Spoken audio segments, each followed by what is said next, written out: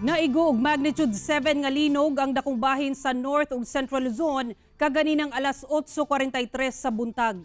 Sa Vican City, natala ang grabing danyo sa pipila ka istruktura ug tourist spot sa lugar. Kasamtangang gisirado ang sikat nga Kalye Crisologo sa Vigan City, Ilocos Sur. Human na danyos tungod sa linog. Busa walay pasudlon sa St. Paul Cathedral. Pipila ka kalsada sab ang temporaryong gisirado. Gisirado sab ang pipila ka establishmento lakip ang Vigan City Hall. Walay makita nga mga kalesa ug mga tricycle nga nakaparada sa syudad.